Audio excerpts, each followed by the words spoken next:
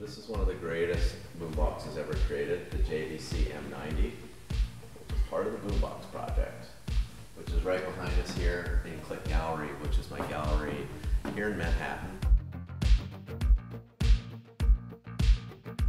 My career as a photographer and as a photojournalist really began, I really think it incubated in Africa in 1999 when I was traveling with a backpack and a camera and a journal and a desire to really capture the world. And things really came to, I guess you could say, a sort of a fuse and an explosion that was heard around the world on 9/11 when I photographed the image that's on the cover of Time magazine. After that, it was a change. I really didn't want to chase war, chase ambulances, follow death anymore as much as I wanted to celebrate the human condition. And along the way, I came across this idea of boomboxes. The Boombox Project started with my collection of boomboxes, which we had seen earlier out in the studio. I built up my collection easily starting at 14 or 15. People didn't want them, so you could find them at flea markets, like they were forgotten castaways. And so I just found a few crazy ones, and then found a few more crazy ones, and then once you have 10, you have a collection, and then once you have 10, why not get one more, and then I built it up to 40 of them.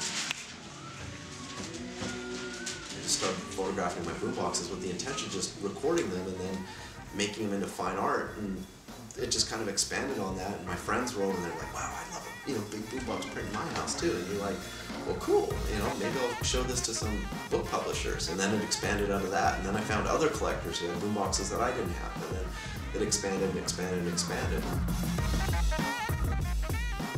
What the boombox really began and incubated was a point of gathering, the idea of the boombox being a sonic campfire. And that was where people would gather around and you would generate heat and friction and dialogue and you would survive there. On top of just meeting people and making friends, people started to create their own things. And even just, putting together rudimentary beats, using the boombox as like this device to say, hey, I can make music too. And then I know this other guy that he can actually rhyme really good and he has stories to tell. And you put those two together and you start having the rudimentary beginnings of something called hip hop. But it wasn't just in hip hop, it was in punk. How could you not like this bad boy?